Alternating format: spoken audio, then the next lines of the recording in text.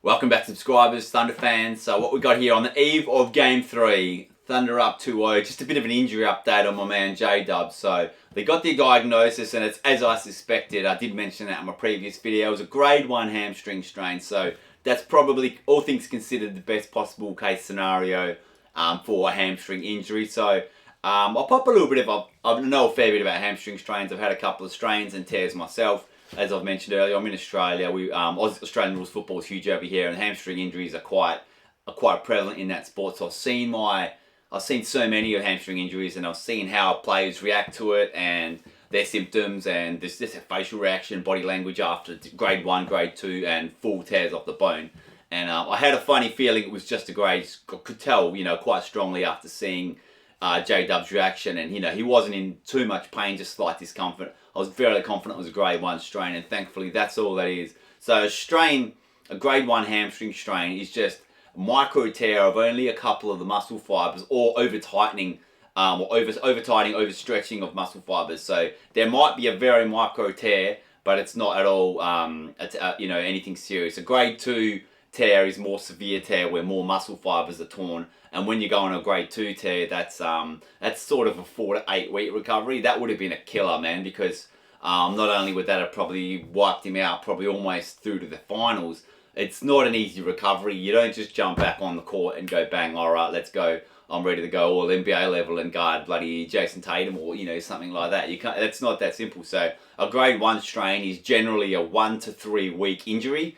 Thunder, the organisation have listed him week to week, so I would imagine, you're looking at a minimum of 2 weeks. There's no point in taking a risk, especially the situation they are with the current series and upcoming series, which I'll mention in a moment. So, like I said, best possible case scenario. I'll put up a couple of, just a quick image of the 3 different kinds of hamstring tears / strains that there are, and thankfully his is the least severe, and it was not re-injuring his previous right hamstring, which is what hampered him at the start of the season after he returned.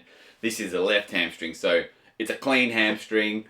Man, he's just unlucky, man. He's just had I hope this is this unluckiest season of his career and this never happens again, because he's been very, very solid health-wise up until this year.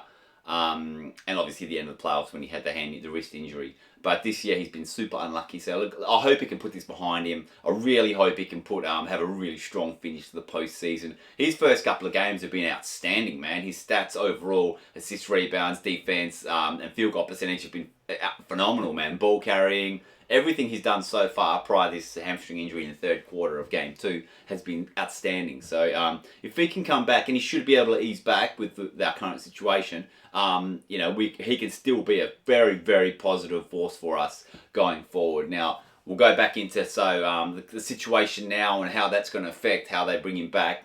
We're up to, obviously, on the Suns. Game 3 coming up tomorrow morning for me in Australia, early hours.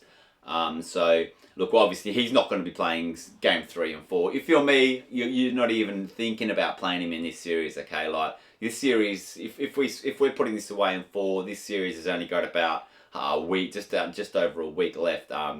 You're not even thinking about playing him in this series whatsoever. We're going to Phoenix tomorrow. We're hopefully going to put the dagger in the hearts and finish the series, or pretty much snuff out any hopes with the Game 3 victory. But worst case, even if we lose Game 3, I'm pretty confident we're going to split 3 and 4. And worst case scenario, we're going home with a 3-1 lead, and we're not losing that series. I'm sorry, that's not going to happen, and we're not going to need JDub in this series. I'm very confident in saying that. AJ Mitchell, they'll probably start Cason Wallace and keep Adrian Mitchell off the bench, but have him having some extended minutes. You can see Jared McCain getting a few extra minutes. Just everyone, maybe Caruso, just everyone getting a couple extra minutes. Hopefully the starters can take care of business, in the first couple of quarters and give us a bit of a buffer, and it won't be a stressful finish to the game, and we'll be able to play some bench minutes, and at those JDub minutes, we can easily distribute that 30-odd minutes that he's been playing of late. We can easily distribute that amongst our solid bench, man. So, obviously, we want no more injuries. Now, we want to put this series to bed and just clean this off and have no further injuries. But, worst case scenario, we're going home with a 3-1 lead. I'm hoping we put this bad boy away on 4-0, get some rest. Now, let's look at the other West series where we're coming up against, who we're going to be coming up against next. Bit of a surprise. The Lakers are up 3-0 in that, man. I just watched Game 3 today, man. Lakers are up big. Rockets come all the way back, got a pretty bloody decent lead. I think they were up 6 points with, what was it, 40 or 50 seconds left. A stupid turnover, unnecessary pass from Jabari Smith Jr. This stupid lob pass from the backcourt trying to get it forward cost him. Marcus Smart drew a foul shooting 3 and drew it all 3. And then, again, had a 3-point lead. They were coming up. Lakers kind of had to foul, but they didn't foul immediately. And then LeBron kind of was passed by and then reached from behind, shook it loose. One thing led to another. Luke Kennard to LeBron, back to Kennard, back to LeBron. LeBron head fake 3. We're going OT, and then OT was Lakers pretty much controlled it. It was a great game, but Houston they should have won Game 3. They should have Kevin Durant coming back, in Game 4, and this should have been a long series. That's what I was kind of banking on, but no team's ever come back from 0-3 in NBA history. I don't see that happening now. The Houston Rockets have no playmaking, and that lack of ball handling and just solid decision making with someone with the ball in their hands at the end of that game cost them something cruel. Now, Durant may come back. I'm assuming he's going to be back for Game 4, and he's going to have a monster game. I've got the Rockets surely winning Game 4. I did see Austin Reeves was upgraded to likely. Was it probable? Likely, whatever it was for Game 3, his status was upgraded. So that's probably a good sign for him to be available come sort of Game 4, maybe Game 5. So it looks like Austin Reeves is in the wings. They're coming back pretty bloody soon.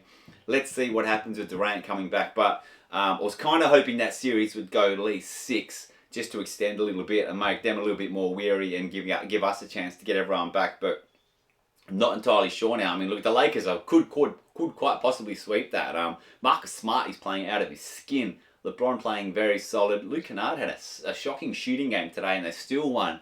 So Kennard, I'm not sure what the best pronunciation is, but his shooting was pretty average. Hachimura had quite a good game today.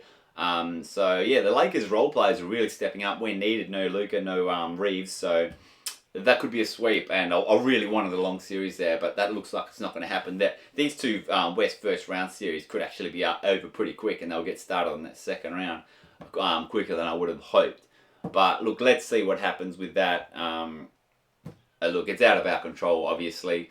Would have liked some extra rest, but I'm pretty confident Mitchell will come in, get some extra minutes, and he's going to fill in nicely. They've done it all year. Like I said, JDubs only played 30 or 34 games this season, I think it is. So they can definitely play without him, and it's not a shock to the system. It's not like we're relearning offensive sets, defensive sets, just like that on the fly. We know we've done it for the majority of the year, so I think it won't be panic stations. I don't see us playing. We will not play JDub at all in the first round. Put that away.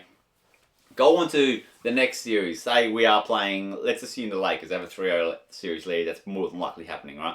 We play the Lakers. I'm not playing JDub in games 1 or 2 either there, even if he's 100% healthy on the court playing, 1-on-1 full contact, 5-on-5 full contact. I'm probably rolling the dice, see how we go, at least in game 1. If we can protect our home court win game 1, why would you play him in game 2? I'm pretty confident that we could take on the LA Lakers without JDub and still probably bring home a 4-2 win in that series. But let's have a look. You never know. Like, we might get desperate. They might pinch one. They're playing well. Look, don't get me wrong. Austin Reeves probably will be back for that series. And Luka Doncic, I'm not 100% sure on his certainty of his health. They haven't really said a lot. There hasn't been much in the media, which is surprising because he's a big name. Not much in the media about when he's returning. So I'd assume he wouldn't be ready for the start of that series. I reckon maybe if Luka's coming back, and I'm just guessing, if Luka's coming back, he's coming back sort of game 3, game 4 maybe when they go home rather than risking him on the road. Early start. They'd probably have the same mindset. Okay, look, let's go to LA. Austin Reeves in the house. Let's try and go for a split. This is probably what they're thinking. Let's try and get a split on the road. Then, let's not risk Luka for anything ridiculous like that. And then if we split or we're 0-2, whatever, then look, if we're 0-2, we're in a bit of a hole. We need Luka. Or if it's 1-1, who knows? We might even just roll the dice again and try and split again at home and go 2-all. Or who knows what they're thinking, and who actually don't know where Luka is. So time will tell. But I don't see us playing JDub until we've at least played one home game to see how we go against the Lakers. And look, I reckon we just keep rolling the dice. If we go up 2-0, I reckon it's very similar to this current Phoenix Suns series. We'd probably roll the dice again and say, look, let's just try and split. I'm jumping way ahead, but all I'm kind of trying to think about and dream about here is JDub's return. if the Thunder are up 2-0, we go to the Lakers. I would again not play him, man, and try and split with AJ Mitchell and Kason Wallace playing extended roles. Try and split on the road and look. Come home. Like I said, I'm jumping so far ahead. It's actually hurting my head going so far ahead. But come home 3-1 and look, just let JDub chill out, man. Maybe play him one game to give him some game time, and let's get ready for them conference finals. Now, I won't talk too much more about the future, but all I'm going to say is Minnesota, man, they're giving Denver hell, man. My goodness, man. Game 3. I don't think I've ever seen the Joker played so well. He was 1 of 8 at one stage, and I think he was 4 of 20 at one stage. I can't actually remember what he ended up on the field, but man, did they limit him and make his just drop his efficiency down to to levels we've never seen before, man. No one's played Joker this well as far as I've seen over in the last decade, man. They're playing him so well. Rudy Gobert's out of his skin. He's not scoring. I think he had 5 points or something like that, but he had 3 blocks, 12, I can't remember rebounds, maybe 12 water rebounds, but he's playing superb defensively. And look at their box score. If you look at their scoring, man, Ant Edwards I don't think he had 20. I think his whole entire starting 5 had 13 to 15 plus, and they had a couple bench players on the 12 to 15 range as well. All around across the board, they played superb. I actually didn't think Minnesota was capable of playing such a beautiful all-round offensive game. That was really nice, and they're looking like that team, and they've done it the last few years. They just switch on in the playoffs. Doesn't matter where they finish on the standings, they turn it on in the playoffs, and they're a bloody conference finals team, like just out of nowhere. So, they're looking deadly, man. I had it in the books that I thought that the Nuggets were going to progress as I saw the Spurs, and I still think the Spurs will. They just won Game 3 versus the Blazers today without Wemby, and if I'm them, you don't bring Wemby back for Game 4, man. Just give him another go. You give your current team another chance to win on the road, and maybe play Wemby in Game 5 or even roll the dice again. You don't risk him, man. They should take the Blazers now without Wemby. The only reason they lost that Game 2 is Wemby went in the middle of a game, and it makes it hard to adjust mid-game. But now they know what they got. I see them beating the Blazers without Wemby most games anyway. Blazers were pretty courageous today, but they got overrun. Spurs are not a crap team, man. They're 60. What did they win? They win 62 games. I can't remember exactly. 62 games. Wemby missed quite a few games. They're not a one-dimensional team, man. Wemby isn't their Spurs be all end all. They're a great team, so they're going to get past them. I had the Joker edging the Spurs in the second round in that series. Denver edging the Spurs, even though they don't have home court. I had them probably getting above them just on experience and maybe a bit of depth, but who knows what's going on, man. Denver's in a bloody world of hurt. Wemby, I'm pretty sure he'll come second round, and I do see them easily getting past the Blazers. Come second round, I see Wemby 100%, so I don't think the Spurs are going to be unfair, and I'm probably thinking now Spurs would more than likely be favoured if it were the Kings. If it was the Wolves, sorry, where did I get the Kings from? The Spurs probably would be favoured if they were facing the Wolves, so I'm seeing us playing the Thunder playing the Spurs, man. We need JDub. I don't think we're beating the Spurs or the Nuggets or the Wolves without JDub. As good as we are, I don't think we're doing that. But I mean, look, that's no diss on Kason Wallace, AJ Mitchell, and our other bench who can rise up, and even Jared McCain. Man, he looks like a big game player who's not scared at the moment. I just think JDub defensively, two-way player, man. Defensively, offensively, he just gives us that extra everything on both sides of the ball. Anyway, look, I've ranted on a bit. I've looked forward a bit, but best case scenario was a grade 1 hamstring tear, which JDub has. So we'll see him back for the second round, I believe. Good luck, Thunder, tomorrow in Game 3. I'll be back for another vid to wrap up what happened in Game 3, and I'm hoping we're saying we're up 3-0, baby. But thanks again for watching, guys, and yeah, good news for JDub. I mean, as good as it can get. No injuries, good news, but this is as good as a scenario we possibly could have got from that hamstring injury. Cheers, guys. Please subscribe, and if you like my NBA talk, mate, feel free to comment or get in touch with me.